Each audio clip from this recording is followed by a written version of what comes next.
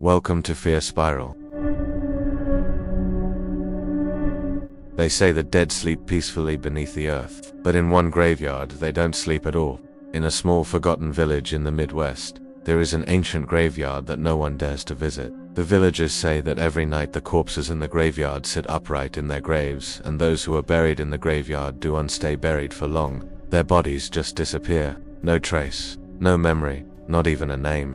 Some say the graveyard is haunted, that the spirits of the dead refuse to rest, and those who come here seeking a peaceful night's sleep will never leave. The legend goes back many years. Back when the first settlers arrived in this part of the country, they found an old stone monument here. It was covered with strange symbols, and the villagers had no idea what it meant. They called it the Whispering Stone because when the wind blew across its surface, it sounded like a voice whispering secrets in an unknown language. The settlers built their homes nearby, and soon a small village grew around the stone, but the peace didn't last. In the middle of the night, the villagers heard screams in the forest and the sound of heavy footsteps near their homes. Then their animals began to die, their crops began to fail, and strange illnesses swept through their children. One by one, the villagers died until only one remained. He was an old man who had seen better days. His name was Jacob, and he told the story of the graveyard and the Whispering Stone to anyone who would listen. He said that the only way to escape the curse was to destroy the stone, but no one believed him, and so they kept building their homes and raising their families in the shadow of the Whispering Stone. Every night the wind carried new secrets across the land, and the dead refused to rest. Now, if you visit the graveyard at night, you can still hear their whispers. If you listen closely, you might hear them calling your name, inviting you to join them in their eternal slumber. But don't make that mistake. Once you step foot into the graveyard, you won't be leaving anytime soon. Adam Harris is a 32-year-old journalist. Adam travels the world looking for interesting stories to write about. One day he hears about a village in a remote part of the country where the graveyard doesn't sleep at night. People from the village come out of their homes at night to dance and party in the graveyard. When he got there, though, he found that no one wanted to talk to him. They all just gave him weird looks and walked away. Only one person talked to Adam, and that was an old man named Ibrahim. He warned Adam, if you go there, don't answer when they speak your name. So Adam asked, what do you mean? But Ibrahim just kept staring at him awkwardly and walked away. So Adam went to the graveyard at night to see what was going on, and as he approached, he heard singing and drums, and then he saw them, hundreds of villagers dancing around a fire in the middle of the graveyard. Adam started recording with his phone, but then he stopped when he realized that someone was staring directly at him. It was an old woman with very pale skin, and she was staring at him with a creepy smile. Adam tried to ignore her and keep recording, but then she started walking towards him. She got closer and closer, and then she spoke. Why have you come here, Adam? Adam froze. How did she know his name? Was it because of Ibrahim? But before he could think of a response, the woman continued. We've been expecting you, Adam. We've been waiting for you to come here, so we can finally put you to rest. Adam took a step back, but then he tripped over something and fell. The woman got closer and closer with a big smile on her face. She was only a few feet away now. It's time to go, she said, reaching out her hand to grab his. Come and join the party, Adam. Come and dance with us forever. As she reached out to grab his hand, Adam noticed something strange. Her fingers were all twisted and gnarled, like the fingers of an old dead tree. And then, it hit him. This wasn't a party. This was a ritual. They weren't dancing. They were summoning something. But what? Before Adam could think of a response, the woman grabbed his hand and pulled him into the circle. All the villagers stopped dancing and turned to stare at him. The old woman let go of Adam's hand and stepped back. Welcome to our graveyard, Adam. Welcome to our home. Then she turned to the villagers and yelled, let the party begin. They all started dancing and singing again, but now they were dancing faster and crazier, and the music was getting louder and scarier. Adam tried to run, but as he ran, he felt the ground beneath his feet start to shake. And then the earth split open and a giant hand shot up from the ground and grabbed him. I told you not to come here, a voice boomed. I told you not to answer when they speak your name. It was Ibrahim, but why? Why did you warn me? Because, Ibrahim said, in this graveyard, the dead never sleep and they feast on the living. It's midnight, the wind is howling, the silence is heavy. And this is the moment that I've been dreading, the reason why I have been running from the villagers for the last 3 days. I found this abandoned church in the middle of the forest. It was desecrated, destroyed, but more importantly, it was empty, or so I thought. Because now, at the stroke of midnight, as the clock chimes 12 times, I feel something brush up against my leg. I turn my head and I see a hand, a rotting, decaying hand that looks like it's been dead for hundreds of years. And then another one and another one. I try to make myself as small as possible, hiding behind this old, broken recorder and camera equipment that I found in the forest. Maybe if I stay perfectly still, they won't see me. They begin to stir. The corpses are rising, one by one. They all sit up and turn to face me. Their eyes are black and soulless. Their skin is gray and rotting, and they begin to whisper. At first, I couldn't understand what they were saying. All I knew was that they weren't whispering about me. Then it hit me. They're whispering names, the names of the living people in the village. And it seems like each name that they're recalling out is one less soul that will rest in peace. Because when they call your name, they drag you down into their grave. And as the first rays of sunlight begin to creep over the horizon, I realize that I'm not in the forest anymore. I'm in the village. I'm surrounded by the graves. I don't know how I got here. I don't know if they let me go because I am not important or if they simply forgot about me. But one thing is for certain, I'm not safe yet because now they're coming for me. Adam feels a tap on his shoulder. He doesn't stop to look. He keeps walking. The voice is getting closer. He can hear the heavy breathing. He turns around, but there's no one there. Suddenly, he hears his name whispered. He freezes. Camera catches a corpse staring directly at him, milky white eyes glowing. He runs, but the whispers follow him in the air. Adam Harris, we know you. He turns. He runs into the water. The current is strong, but he keeps going deeper, and the water temperature is freezing cold. He swims to the other side. He has to get out of there. He pulls himself up on the bank. There are people there. Thank God. A man in a black shirt walks towards him. Can I help you? Asks the man. There was a guy following me. I think he was trying to kill me, says Adam. What did he look like? Pale, corpse-like, milky white eyes, says Adam, describing what he had seen. Yeah, that's Peter. You know, he drowned a few days ago trying to save a girl who was out of her depth. She was his sister. He was the only one who could save her, but when he went to help her, she just screamed at him and pushed him away. He tried to grab her, but then she slipped beneath the water and he lost sight of her. He kept searching for her, but she was gone, and now he's dead. So he's a ghost, whispers Adam. I think he wants us to help him find his sister's body, so he can finally rest in peace. Maybe if we find her body, he'll leave us alone, says the man in the black shirt. The next day, they go back to the lake. They search for the girl, but they don't find anything. And that night, Adam hears the whispers again. Adam Harris, we know you. He turns and sees Peter's milky white eyes glowing in the darkness. He screams and runs. Peter's ghost appears in front of him. Help me, he whispers, reaching out his hand. Help me find my sister. Adam looks into his eyes and sees the pain and sadness there. I want to help you, he says. They go back to the lake and search again, and this time they find the girl's body. Peter is so grateful. He thanks Adam and tells him that now he can finally rest in peace. The milky white eyes glow one last time, and then he disappears. Next day, Adam went to confront Ibrahim. Why didn't you tell me any of this yesterday?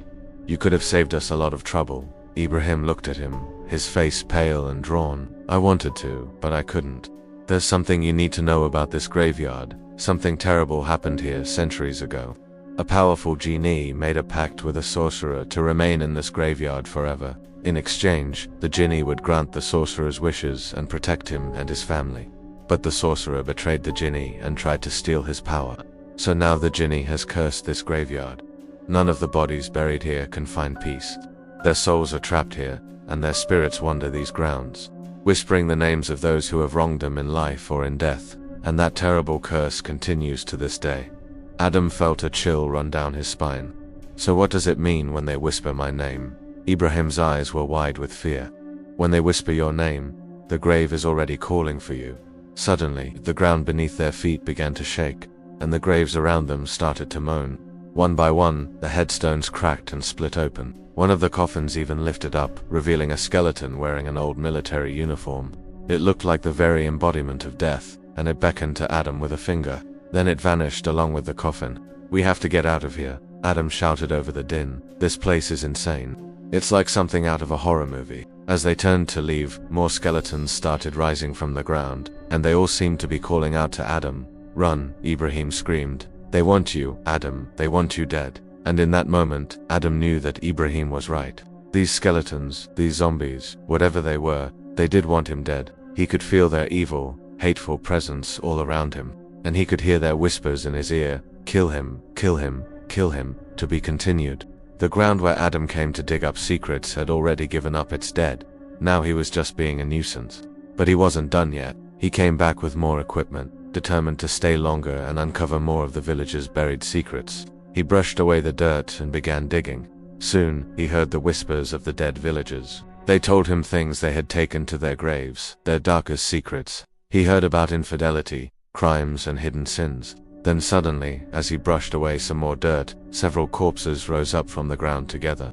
They rose and fell as if they were breathing, and then they started chanting his name. The sound was like nails on a chalkboard, scraping away his sanity. He tried to run, but the dead grabbed him and pulled him down into the hole. His camera flew out and landed on the ground, shaking as it recorded what happened next. A giant shadow moved beneath the soil, taking the shape of a massive hand. It reached up and grabbed Adam's shirt, pulling him closer to the hole. He screamed, but no one could hear him over the sound of the chanting. The hand pulled him down into the darkness. The camera slipped off the edge of the hole and landed on its side, continuing to record. As the light faded from view, something else appeared in the dirt, a single eye staring directly at the camera. Then another eye opened up beside it, and then another, and then another. More eyes opened until there was an entire gallery of them staring directly at the camera. The dirt around the eyes began to move as if something was trying to push its way out. Whatever it was, it didn't like being disturbed. The camera shook violently as the thing beneath the soil clawed at the dirt.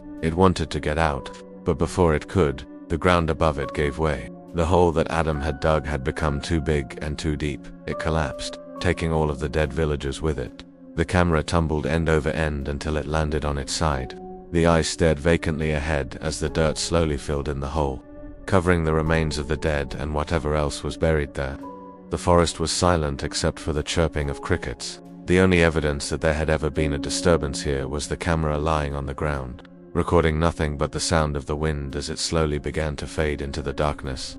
From the author of the ritual and the chain comes a terrifying new story about an ancient evil that buried itself in our modern world. The graveyard was in the middle of building a new highway. Crews had already dug up hundreds of bodies when Adam showed up. He was a reporter for a local paper, and he was digging up more than just dirt. He was looking for the truth. His great-great-grandfather, Jeremiah, had been buried here 100 years ago, but recent storms had washed away large parts of the cemetery, and now construction crews were desecrating the graves with heavy machinery. So Adam decided to dig into one of them. To his surprise, he found bones, but then something horrible happened. The skull moved and it spoke. "You don't belong here." Before Adam could scream, the earth beneath him cracked and split open. Something massive was rising from under the soil. It looked like a human at first, but it wasn't human. It was something ancient, something evil. Then it opened its mouth and let out a deafening roar. Adam ran as fast as he could, but the creature was quick and graceful despite its size. It moved like a dancer, like a phantom through the trees. He could hear it moving closer behind him, getting louder and angrier. Then it spoke again. "You shouldn't be here. You'll die here." And Adam knew it wasn't just some crazed homeless guy. There was something truly evil in this graveyard, something that had taken a life before and it wanted his pet. It was a jinn, an elemental being of immense power that was bound to the graveyard. Somehow it had sensed the intrusion and now it was furious. Adam stumbled through the trees, desperate to escape, but the ground was uneven and he tripped. He fell and scraped his hand, drawing blood. And as the jinni drew closer, he knew he wouldn't get away. It loomed over him, blocking the moonlight, its eyes glowing red in the darkness. Then it did something unexpected. It reached down and gently touched his forehead with its finger. It wasn't trying to kill him, it was trying to communicate. Images flashed through Adam's mind, memories of the past, moments of connection, love, and loss. And he understood. His jinni had been here for centuries, watching over the dead, protecting the graveyard, but now it was dying. The construction, the noise, the disrespect, it was all killing it, and it was transferring its consciousness to Adam, hoping that he would carry on its legacy, become its new vessel. But Adam couldn't accept that kind of power, that kind of responsibility. He was just a reporter, not a supernatural hero. So he did the only thing he could think of. He accepted the transfer, screamed as loud as he could, and passed out. When he woke up, he was in a hospital bed. The sun was shining through the window and for a moment, everything was normal. That is until the doctor turned around and he saw the glowing red eyes. "You shouldn't be here," the doctor said, his voice raspy and weak. "You'll die here." And with that, the doctor's eyes rolled back in his head and he collapsed. Adam realized that the transfer hadn't been a choice, it was a curse. Now he was the new Jinn, bound to the graveyard, cursed to watch over the dead for all eternity. And as the shadows grew longer and the sun began to set, he knew that his life was over. He was the new monster in town and he had nowhere to go. What the hell? The Jinn just spoke directly into Adam's mind. I didn't know they could do that. Did you guys know that? No. I don't think so. I think that's a power that only the most powerful of the Jinn have. And apparently this one is very powerful because it's been sealed inside this cave for a very long time. Well, what did it say? What did the Jinn say to Adam? It revealed the curse of this place. Apparently, a long time ago, the villagers who lived near here, they used to sacrifice people to the Jinn in order to gain its protection. And now the Jinn still wants souls, and by entering the cave, Adam has already become the next offering. Oh my god, that's terrible. That's actually really messed up. I didn't know that. That's why we didn't see any bones in there. It's because the Jinn just keeps taking their souls, and just stuffing them into its body or something. Wait, so if he becomes the next sacrifice, then what are the others doing here? What are all of these corpses doing here? Are they also sacrifices? Yes, they were sacrifices. But listen to what they're saying. They're chanting in unison. Stay with us forever, stay with us, stay, oh my god. The wind howls like a hungry wolf as Adam flees through the desolate streets, his camera clutched tightly in his hand. Behind him, the whispers grow louder, echoing the fear in his pounding heart. Each gust of wind whipping against him feels like a physical blow, urging him to keep moving. He doesn't dare look back, but he can feel their eyes burning into his back, their presence a suffocating cloud at his heels. The camera, his only companion in this terrifying ordeal, suddenly begins to pick up a faint signal. With trembling hands, he checks the screen. Static. Then a horrifying image, a distorted glimpse of himself standing inside a grave. But that's impossible. He's still running, isn't he? As he turns to flee, the whispers coalesce into a chorus of screams. The sound is deafening. Lights flicker and die, plunging the world into darkness. In the distance, he hears the sound of villagers locking their doors, their terrified faces illuminated by the eerie glow of their phones, their fear palpable, their terror a tangible thing. Ibrahim appears one last time, his face a mask of sorrow and anger. "Why did you come here?" he asks, his voice echoing with despair. "Why did you answer their call?" Before Adam can respond, Ibrahim disappears, leaving him alone in the suffocating darkness. With renewed determination, Adam races on, the camera's faint signal guiding his every step. The whispers are relentless, slithering around him like poisonous snakes, seeping into his mind, trying to break him. But he won't let them. He will find a way out of this nightmare, even if it's the last thing he ever does. As the first rays of dawn peek over the horizon, casting an ethereal glow over the village, Adam stumbles out of the forest, his body aching, his spirit broken. The camera in his hands is his only proof that he's not completely lost. And when he looks back at the village, he sees that it's gone. All that remains are the whispering trees and the secrets they hold. But as he turns to go, his foot catches on something buried in the mud. He looks down and sees the faint outline of a grave. His heart pounds in his chest as he realizes, with a growing sense of dread, that the whispers have followed him home. Morning comes. The villagers find Adam's car abandoned near the graveyard. They assume he's dead, but they can't find his body anywhere. There's no record of him ever being admitted to any hospital, as if he'd vanished into thin air. His camera is later found on the other side of the graveyard wall, hidden in the bushes. It was recording the entire time. The last thing it captured was Adam's voice, barely a whisper among the corpses. He was chanting with them. The villagers were so scared, none of them admitted to digging up the grave. When the police finally got one of the villagers to confess, they found Adam's body and buried him in a shallow grave. But the next morning, that grave was dug up and Adam's body was gone. This is what the final recording from Adam's camera looked like. It was taken at 3:17 a.m. The clock tower is almost directly behind me. That's where he climbed up to get the shot. As the sun rises, we see the outline of the figure on top of the grave. It looks like he's dancing. Then it runs away. The police found this strange, considering that Adam had no history of mental illness. They went through his camera footage, hoping to find something, anything that might explain why he did what he did. They didn't find anything until they reached the very end of the memory card. It was a video of Adam approaching the graveyard at 2:42 a.m. He walks past the locked gate and stumbles over the small wall, then starts recording. He walks slowly, swaying from side to side, and approaches the nearest grave. It's old and weathered, almost completely eroded away by the rain and wind. He stops at the foot of the grave and stares at it for a moment before kneeling down. Then he starts digging. 5 minutes later, he stands up, brushing dirt off his clothes. He looks around to make sure no one is watching, then puts the camera back in his pocket and runs away. The police haven't released the footage of what happened next, but some of the residents claim that this is what they saw. They were standing outside their homes when they saw Adam's shadow fall across their path. He was still holding the camera. In front of him was a faint glow, like the light from a candle flame. Behind him, the wall of the graveyard seemed to ripple and twist like water, as if something was trying to get out. He kept walking until he reached the corner of the building where the road began. He turned and stared at the people watching him. His eyes were wide and blank. Then he smiled, a slow, cruel smile that made no attempt to hide the sharp gleam of his teeth. One of the kids watching screamed and hid behind his mother's legs. Adam just kept smiling, and as the camera moved to focus on his face, we heard him whisper, "The dead never sleep here." And now, neither does he. The screen faded to black, and then, very faintly, we could hear him asking, "Who's next?" Thanks for watching. Like, subscribe, comment, and share. It really helps me out.